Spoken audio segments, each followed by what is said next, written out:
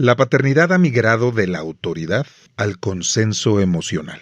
En paralelo, las redes sociales han capturado la atención, valores y validación de los menores.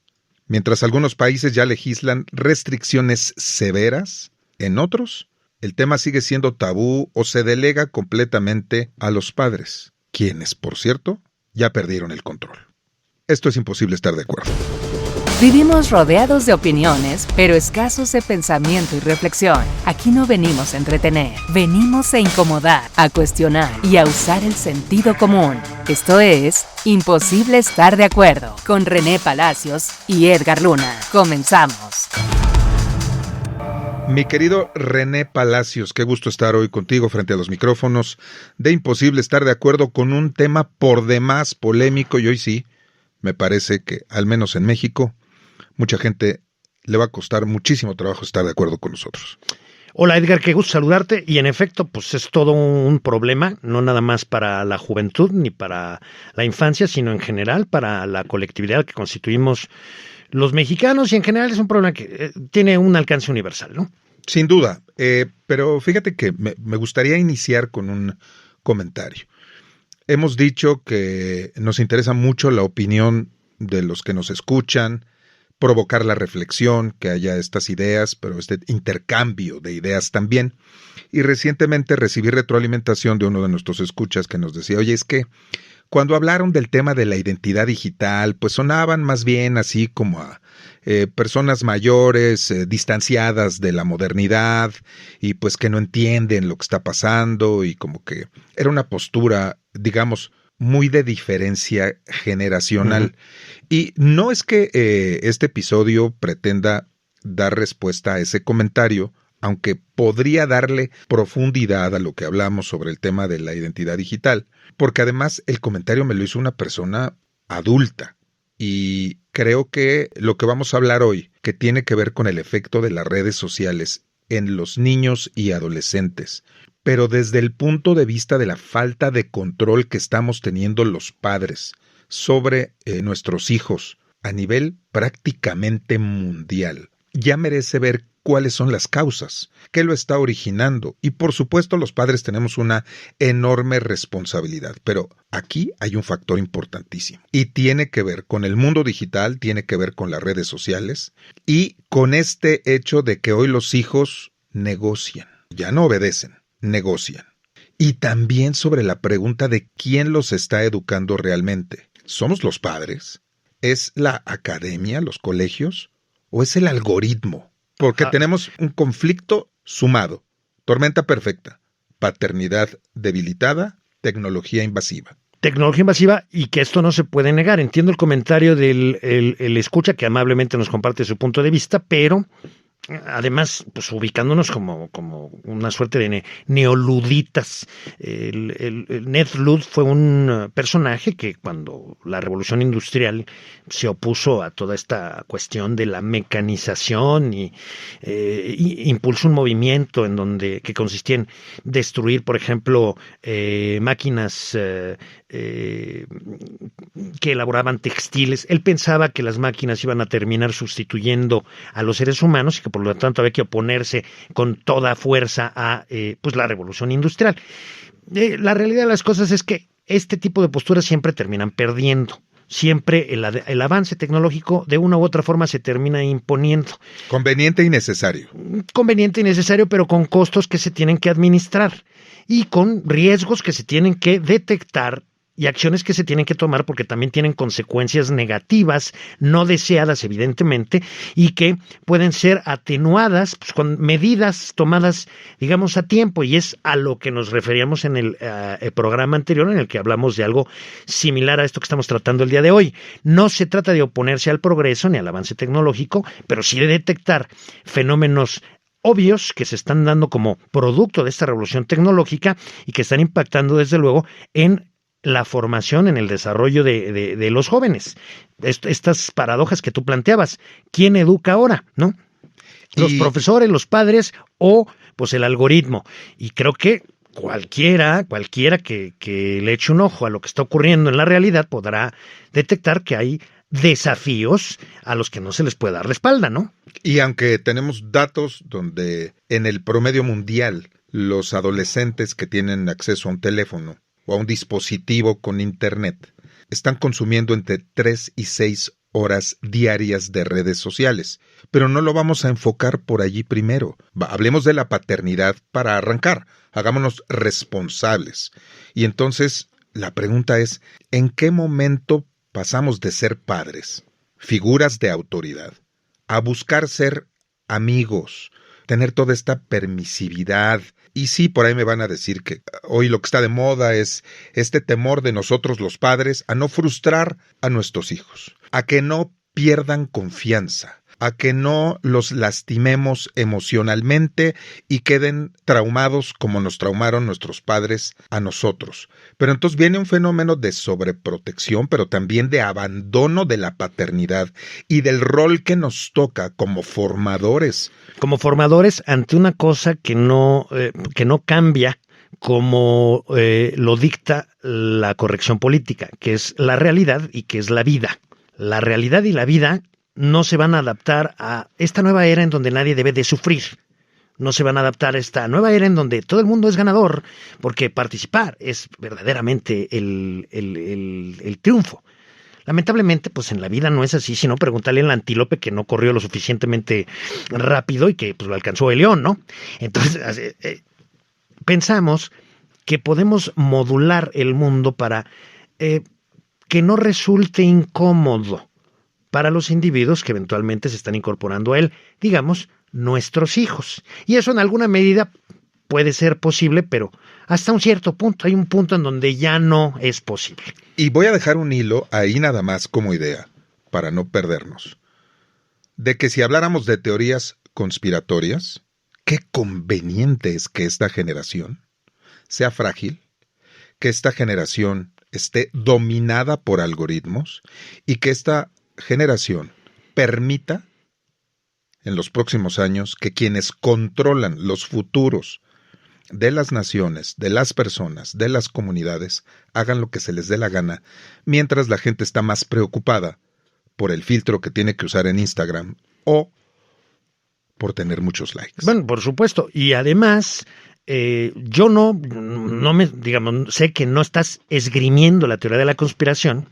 Yo soy un poco refractario a las teorías de la conspiración. Pienso que usualmente no necesariamente se corresponden con la realidad, pero algo cierto es que, pues sí, es una cuestión que puede uno constatar de manera relativamente sencilla. Mientras más listos son nuestros teléfonos, mientras más inteligentes son nuestros teléfonos, pues perdón, pero hay una tendencia generalizada que los individuos que forman parte de las colectividades que utilizan estos dispositivos, pues se van volviendo también más idiotas, y hay argumentos para respaldar esto.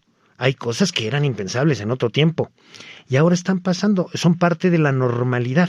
Y fíjate que ahí, hablando de esa normalidad, lo que preocupa son varias cosas. Primero, como el algoritmo educa más horas que los padres, porque eso es una realidad y es algo que tenemos que voltear a ver, quienes tenemos hijos pequeños, adolescentes, en edad completamente formativa, que lo que más necesitan nuestros hijos es nuestra presencia, nuestro tiempo. Pero ¿qué hemos provocado dándoles dispositivos desde pequeños? Pues la necesidad de esa dopamina constante, de esa validación y la construcción de la famosa identidad digital de la cual ya hemos hablado bastante. Pero hay otro riesgo, René, y ese me preocupa mucho. La sexualización temprana, la distorsión de las relaciones afectivas, amorosas y la comparación constante que genera ansiedad calificada clínicamente y depresión. Pues sí, lo que pasa es que ahora, cuando tu identidad digital es tan importante, también la validación viene de ese universo, del universo digital.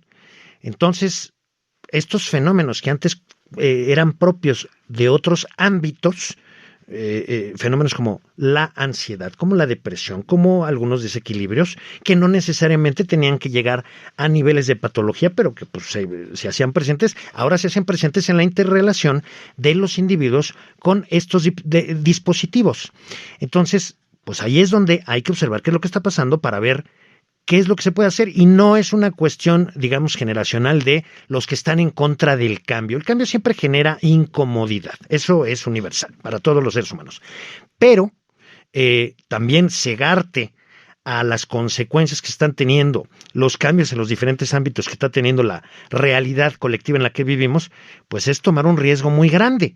Y aquí entra la revolución tecnológica de las comunicaciones, la conectividad, la importancia de lo digital en la actualidad, desde luego la inteligencia artificial, que ha impactado en la forma en la que socializamos y también, desde luego, en la forma en la que funcionamos como familia. Claro, porque hoy el algoritmo es el que nos va a dictar qué tenemos que desear. No, y además, espérate, si tú opinas de una manera diferente y quieres aproximarte a aquello que tiene que ver con la educación de tus hijos de una forma poco ortodoxa, digo, no estoy hablando de que los sometas a tortura 1 hora al día para que se templen como el acero, no, sino simplemente a no, hombre, es que entendámonos como amigos y es que vamos a racionalmente llegar a un acuerdo, y todo esto que está muy de moda y es políticamente correcto, corres el riesgo también de sufrir una suerte de asesinato de carácter,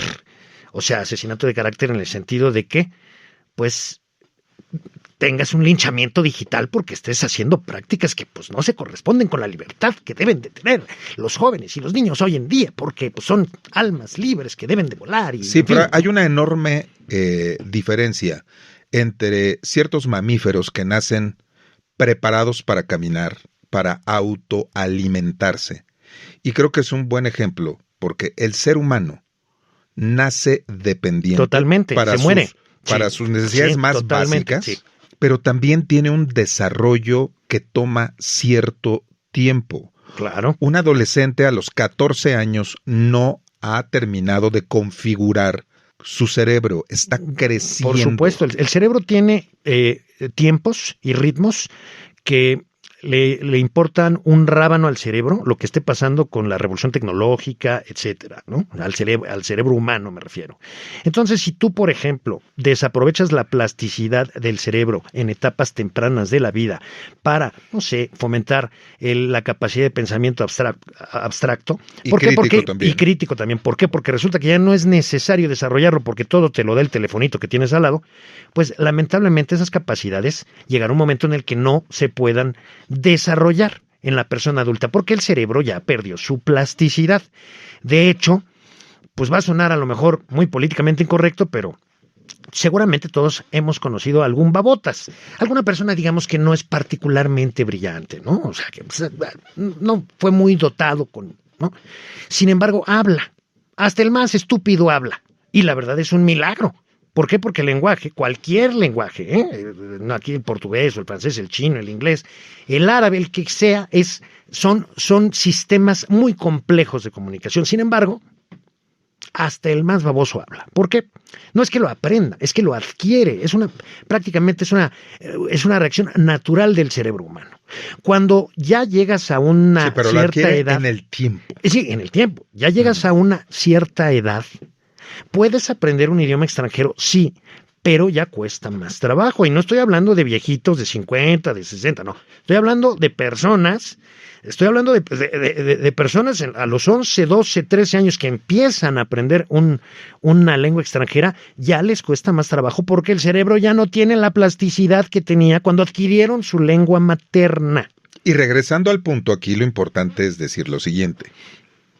Los niños, los adolescentes requieren formadores. No pueden hacerlo de manera autónoma. Necesitan conocer los límites. Necesitan tener reglas de actuación. Totalmente. Entonces, de acuerdo. ¿por qué nos sorprende que haya estos asesinatos en las escuelas de Estados Unidos donde un chamaco de 11, 12, 13 años llega con un arma larga y asesina a quien sea? ¿Por qué? Tenemos que ponernos a ver la ausencia de la autoridad paterna y por otro lado cómo ha sido cedida al control de los algoritmos. De los algoritmos que además son pues muy buena onda. ¿Por qué? Porque pues en la vida no hay que sufrir. Entonces, pues insisto, ¿no? Premio por participar, vida libre de violencia, una serie de cuestiones que en realidad son un mito, que no existen. O sea, no estamos preparando a nuestros niños y a nuestros jóvenes para lo que realmente les está esperando, que es la vida como es. O sea, llena de injusticias, llena de riesgos, llena de retos, de desafíos, no esta como construcción en donde no te estreses porque te puedes desequilibrar. Que atención, con esto no estoy, desde luego, argumentando que sea necesario dejar de prestar atención a la salud mental. Sin embargo... Y emocional, de los niños. Sin embargo, lejos de ello. Hay que prestarle atención, pero no de una forma ingenua, en donde pensemos que esta sobreprotección que yo detecto, pues vaya a tener consecuencias positivas, porque no las va a tener, ya lo estamos viendo. Ahora, hablamos de que los padres estamos perdiendo control, de que esto está sucediendo como un fenómeno generacional, pero entonces ahí aparece una figura muy interesante, que es la figura del Estado. Y hemos hablado de las responsabilidades del Estado en algunos de nuestros programas, episodios previos, y a mí me llama la atención favorablemente lo que está sucediendo en algunos casos internacionales que sí me gustaría referir con mucha puntualidad. Y sobre todo que China, que ya había mostrado ciertas acciones y ciertas preocupaciones al respecto de cómo estaba viviendo la cosa la juventud allá, ponga límites estrictos de uso digital, que haya control estatal del tiempo de exposición. Claro, también de algún contenido que ahí estaríamos explorando terreno muy complicado, muy sobre complicado, las libertades. Libertad de expresión, no voy a etcétera. entrar por ahí. Pero también la restricción a videojuegos a ciertas horas por semana. Lamentablemente, estas acciones, la primera interpretación del mundo es modelo autoritario, bla, bla, bla, pero ojo, se está reconociendo un problema estructural. Pero vamos a ver un modelo de país distinto. ¿Qué me dices de Australia?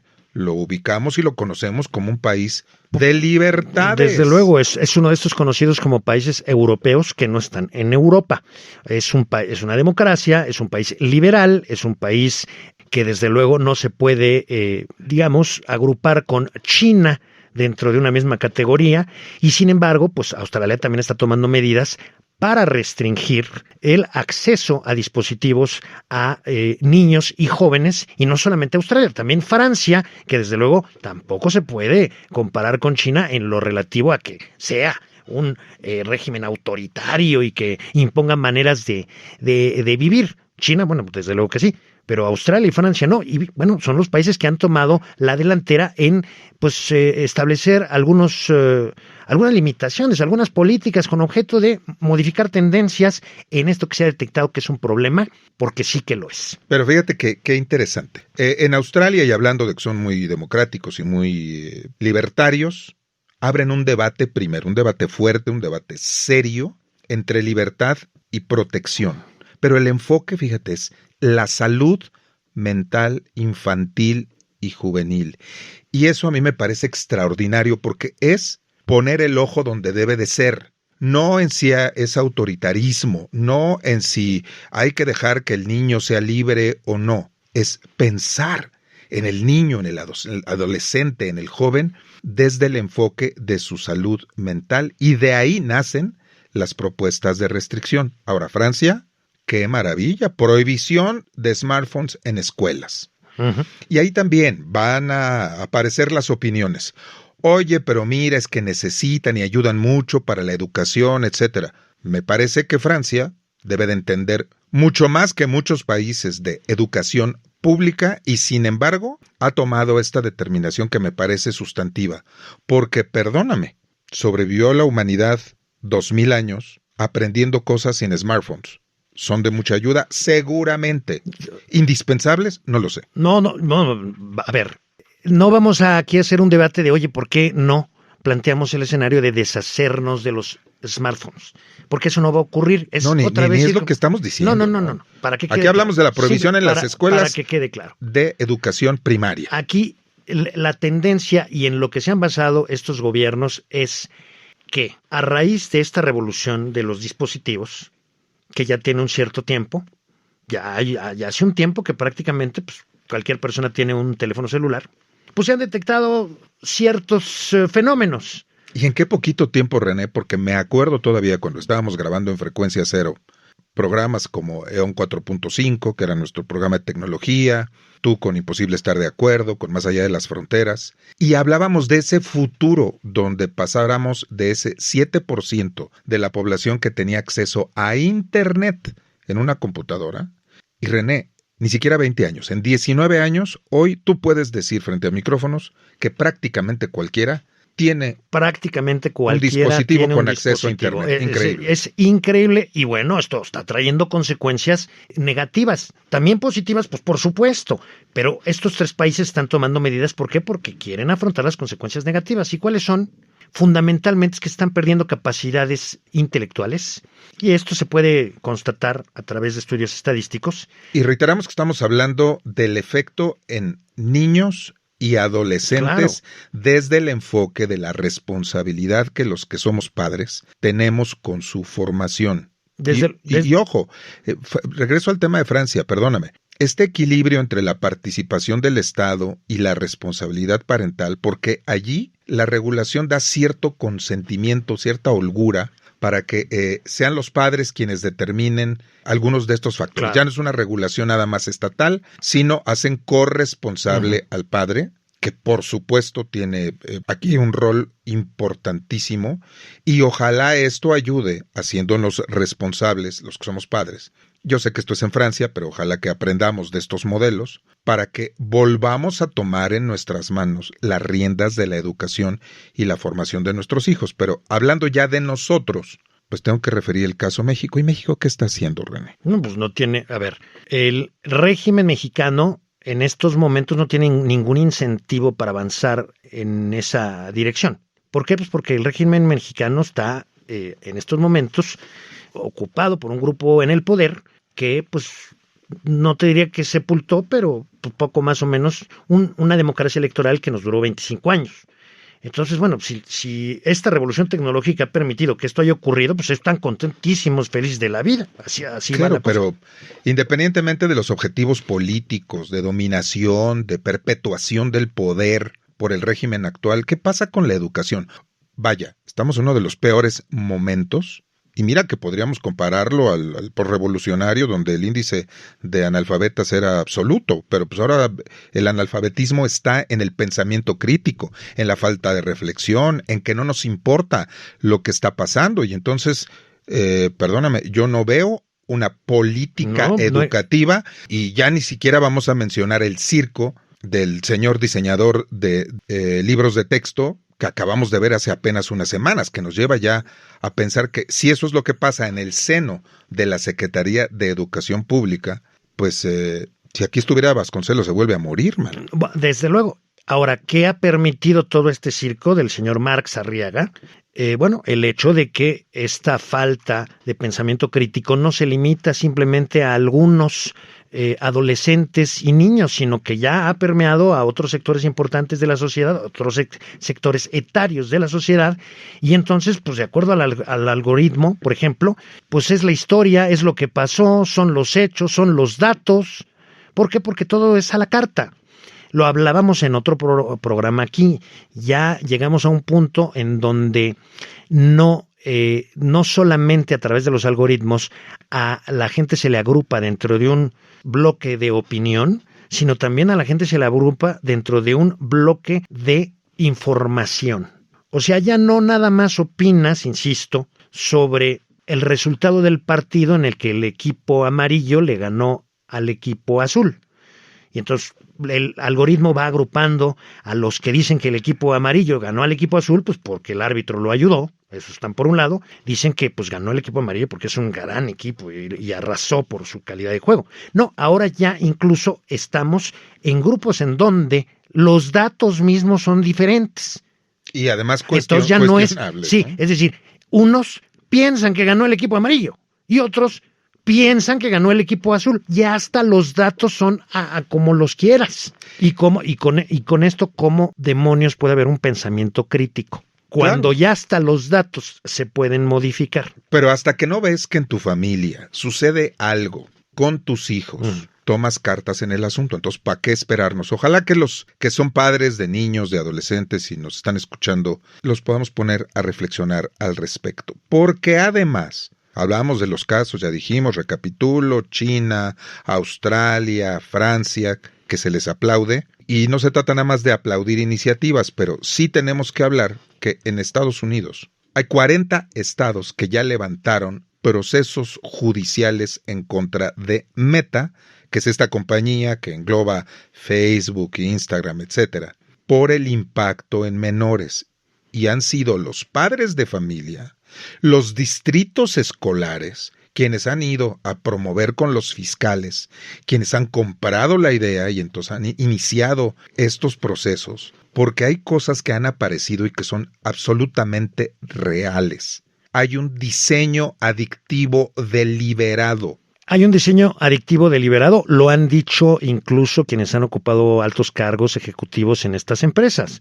Mi punto de vista personal es que fue una serendipia también.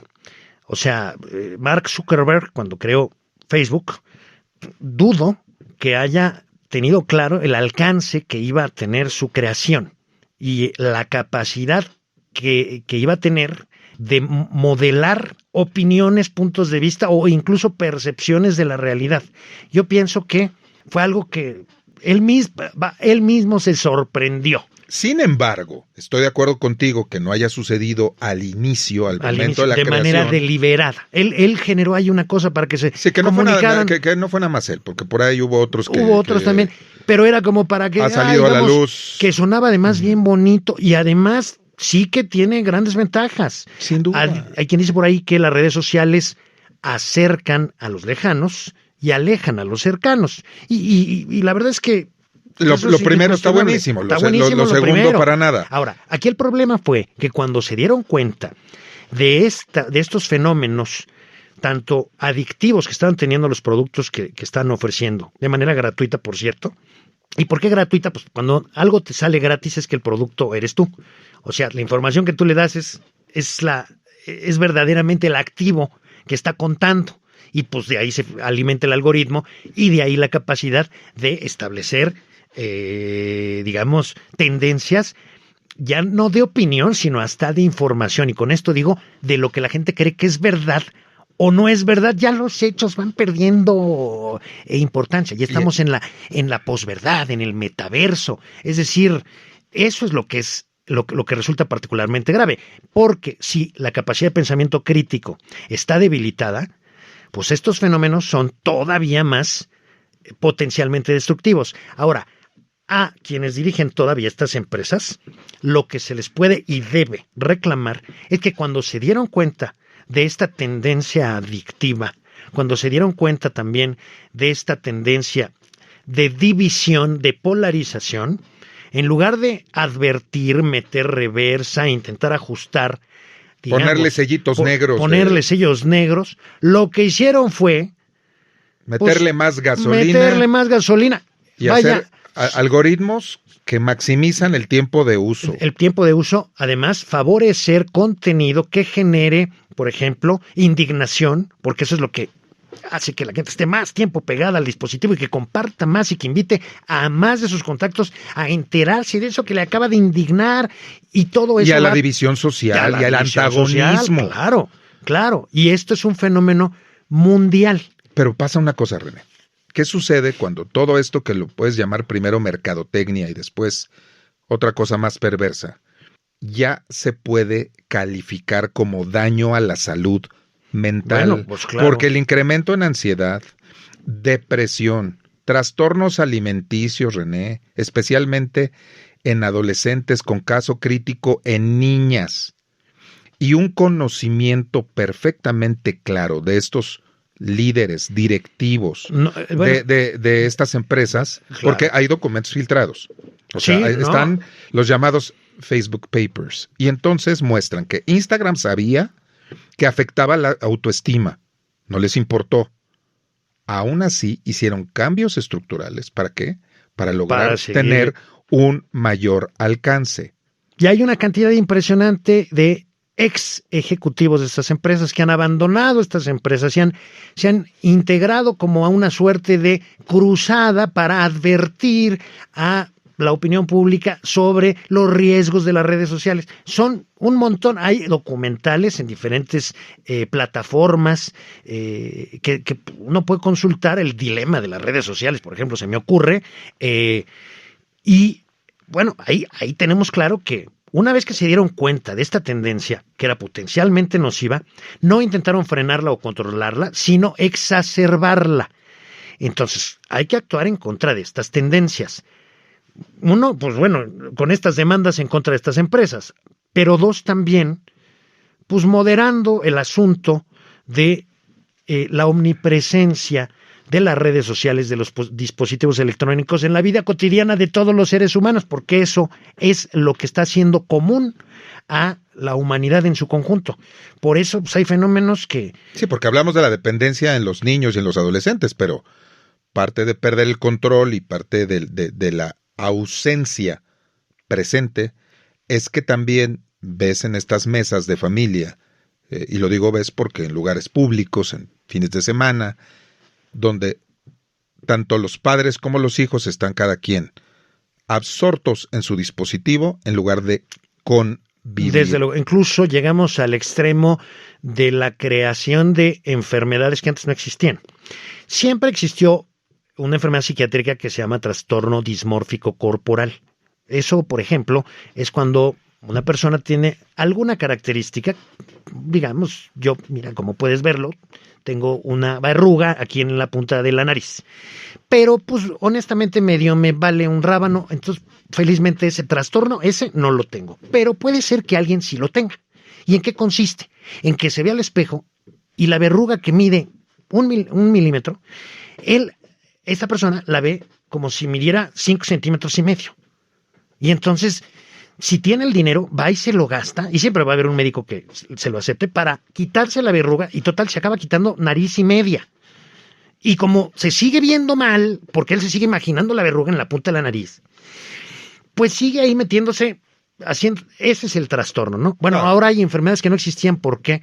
Porque hay quien quiere parecerse a cómo queda después de meterse 70 filtros de Instagram, de Facebook, de no sé qué, y ya está completamente hundido en una frustración absoluta porque no se parece a la imagen que después de los filtros la pantalla le devuelve. ¿Cómo hundido está el control de los padres sobre los hijos porque están compitiendo contra lo que están haciendo empresas que diseñan científicamente para arrebatar el control de los hijos? Es correcto. Y aquí nada más nos estamos limitando al problema en adolescentes y niños. Pero también hay un problema serio, insisto, en otros sectores etarios. Entonces, es un tema que no vamos a poder abandonar. ¿Por qué? Pues porque, digamos, es de importancia estratégica para el devenir de la humanidad, así de simple y claro. Y por supuesto, pues es imposible estar de acuerdo con lo que está pasando. Hay que ponernos a pensar, a reflexionar, y lo dejamos como siempre. Vamos a ponernos a pensar en el tema. Lo que no podemos hacer es no hacer nada. Hasta la próxima, mi querido René.